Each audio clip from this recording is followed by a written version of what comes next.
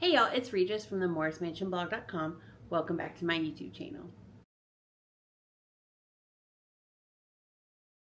So I'm out here in the garage and I'm working on my latest DIY project, and I thought it would be a good idea to share with you 10 tools that I think that every DIYer or anybody that owns a home and has any desire to do future projects, home renovations, should have. And I'm talking about 5 power tools and then 5 kind of miscellaneous things that you should have. So let's get started. Okay, so I'm going to start with power tools first. My favorite power tool that I have ever used and used probably the most often is my brad nailer or a nail gun. This one is from Rhegis. It's battery powered and it does not need an air compressor. It's very easy to use, to change out the nails, to change the battery, and then the trigger is very easy to use as well. I use this on so many things that I think this is definitely worth the investment. If you were going to do any kind of wall treatment, when I was building my daughter's dollhouse, you guys have seen me use this time and time again. It's probably my favorite and my most used tool, and I love it so much. Definitely worth the investment. Next up is an orbital sand. Now mine is also from Rhegis. I also have a DeWalt one.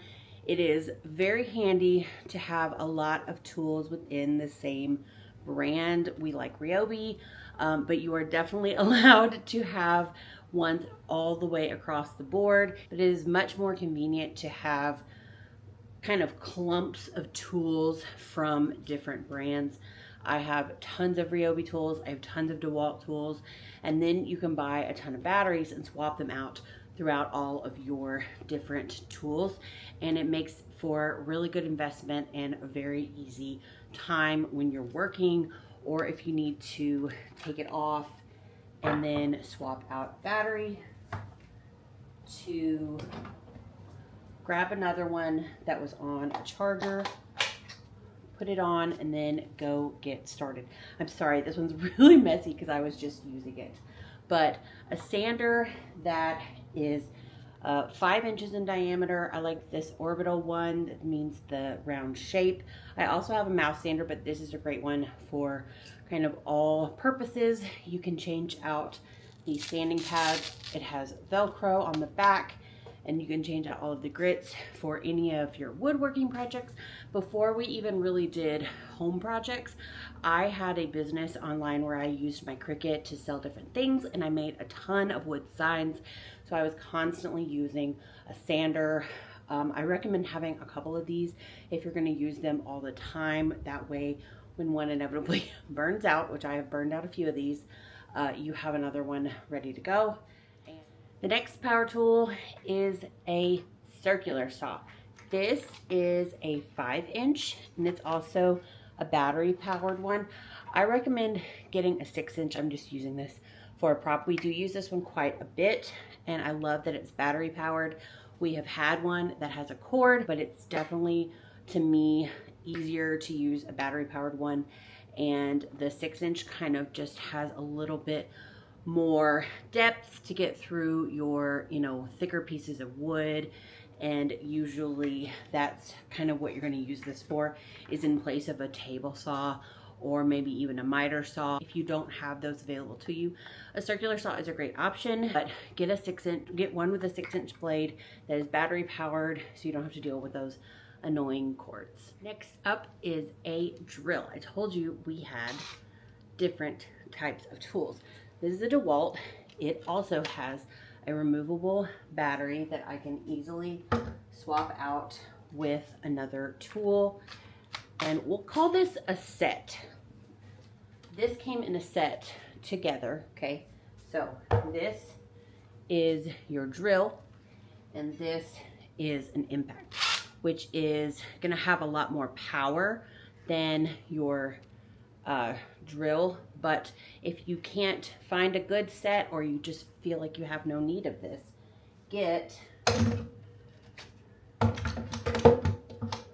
a drill. These are brushless. I love that they are so powerful, but you can still be very gentle, and you can really go at it. And these are so handy. A drill is something that everyone should have. And again, I love having cordless, battery powered tools. The next tool is a miter saw. This is a tool we will be looking at upgrading soon, because what I really would like to have is a sliding clamshell, and that means that you can then take your clam and then push it back so that you can cut larger pieces of wood. More than, I think 12 inches is the most you can cut on these. I have a video of when I was doing my daughter's dollhouse. At one point I had to cut through, I think about 13 inches of board, and I had to mark it and try and be as precise as I could and flip it over to finish the cut. And on a sliding miter, if your budget allows, you can easily slide and do a clean cut. Now, this was gifted to us. Again, when you're first starting out, take any tools that you can find for very inexpensively at Home Depot or from family members. This was from my husband's grandfather. We have used it. It is still going strong, but again, we will eventually upgrade to a sliding miter. And we use this again all the time. Don't get discouraged if you don't have the big fancy tools, but if you're going to invest or ask for big fancy tools for Christmas, birthdays, go with these 5 different power tools. And then as you get bigger or more frequent in your home projects, then you can always add tools and things of the like. It seems like every home project we do, we buy a new tool, and then, or we upgrade a tool. So that's kind of how it goes. It becomes a snowball effect, and pretty soon you have a garage full of chaos and tools, but you need organization for those. So yeah, be careful at getting too addicted to tools, because that's what happened to me. Yeah, I've got too many tools. I've got too many that I need to store. Probably need to do a garage clean out sometime soon. Okay, yep. So now on to the non-power tools portion of the video. The next tool I think every DIYer should have is a good pair of wire cutters. These are from Southwire. You can order them online. We, fun fact, found these in the attic of our old home, but we have never found better ones to compare. They just have a really wide area to cut, and this is so useful with so many things. So get you a good pair of wire cutters. Okay, so let's say you have a drill, but sometimes you're hanging something or putting a piece of furniture together and you don't want to grab the drill, or you only have one drill because you are newly investing in your tools and maybe the battery's dead, or you can't find it, or it's being loaned out somewhere. Whatever reason, you have no drill and you need to hang something or put something together, and you do not want to use a manual screwdriver.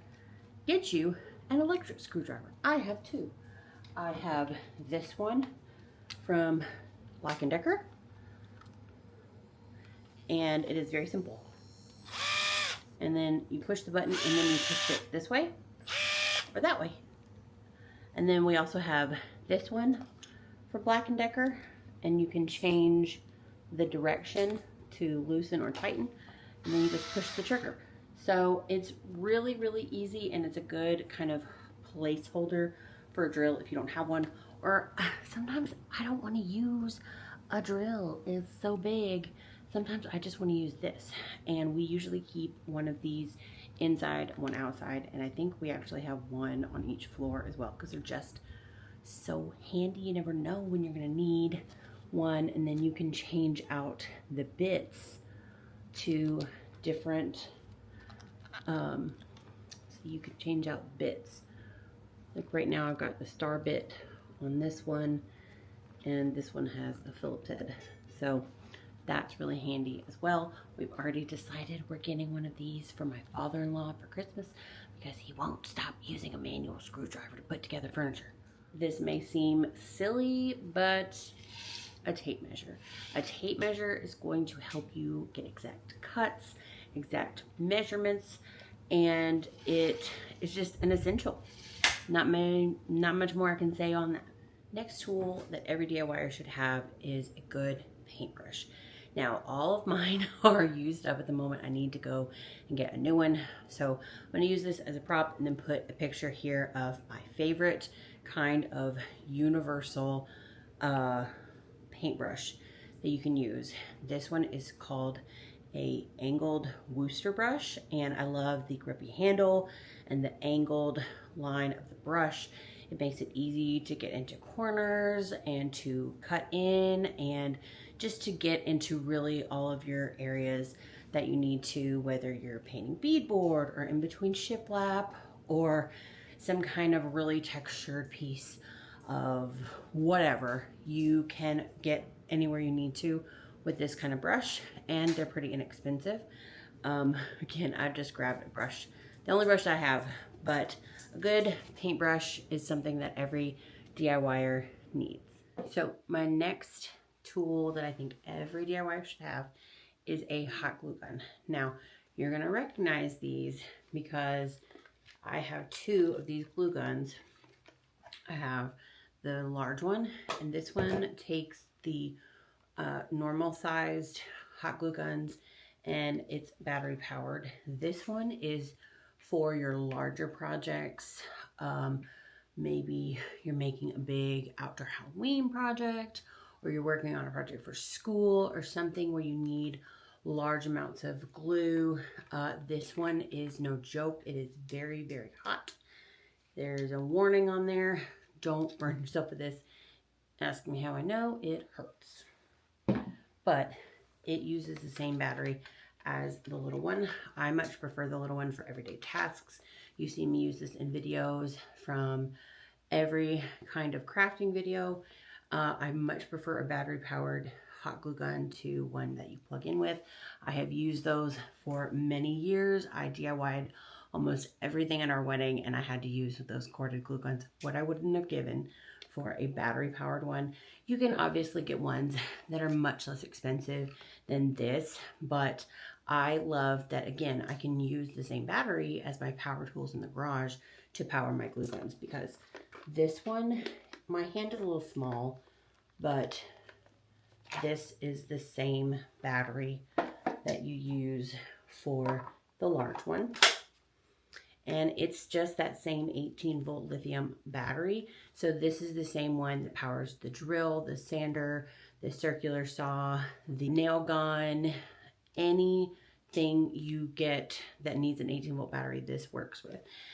You can even get a table saw and a miter saw that are powered from a battery with Rhegis, but I don't know if it uses the 18-volt or the 40-volt.